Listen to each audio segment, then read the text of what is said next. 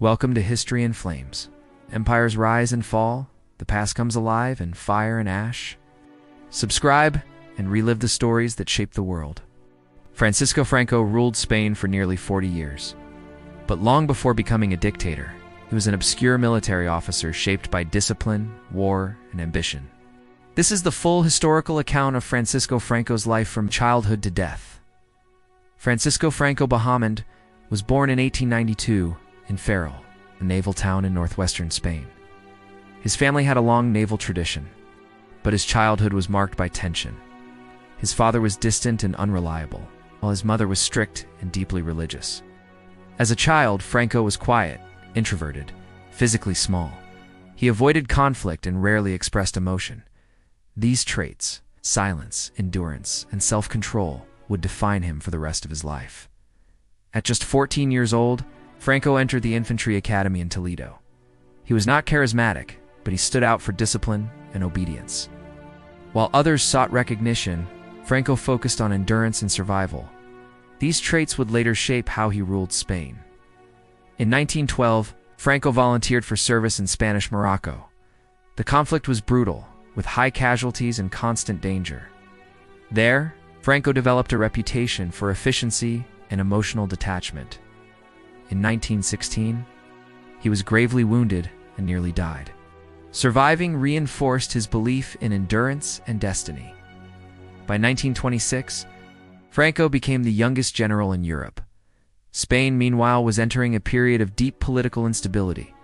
In 1931, Spanish monarchy collapsed, and a republic was declared.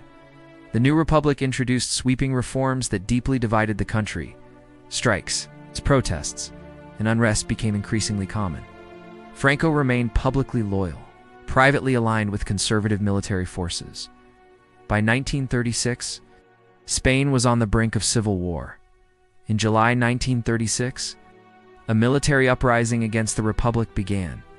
What followed was one of Europe's most brutal civil wars. Franco quickly emerged as a central military leader. He received decisive support from Nazi Germany and Fascist Italy. Modern weapons and air power changed the nature of the war. By 1939, Franco's forces had won the war. Spain was devastated, exhausted, and deeply divided. Franco emerged as the country's undisputed leader. He established an authoritarian regime with absolute power. Political parties were banned and opposition was crushed. Tens of thousands were imprisoned or executed in the years that followed. When World War II began, Franco chose neutrality. This decision helped the regime survive the global conflict. After the war, Spain faced international isolation. The regime relied on repression and control to remain in power. The Cold War changed Spain's international position. Anti-communism made Franco a useful ally to the West, the United States. Normalized relations with Spain in the 1950s, economic reforms slowly transformed Spanish society. Tourism and industry fueled rapid growth. Living standards improved, but political freedoms remained limited. By the late 1960s, Franco's health was declining, yet his authority over the state remained absolute. In 1969, a successor was formally named. The regime prepared for an uncertain future. In November 1975, Franco died at the age of 82. His death marked the end of nearly 4 decades of rule. Spain soon began a transition toward democracy.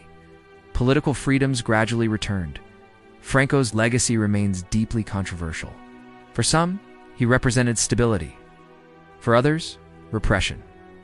Understanding his life helps explain modern Spain.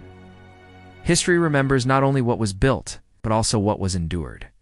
Thanks for watching. Like and subscribe for more. Share your thoughts below.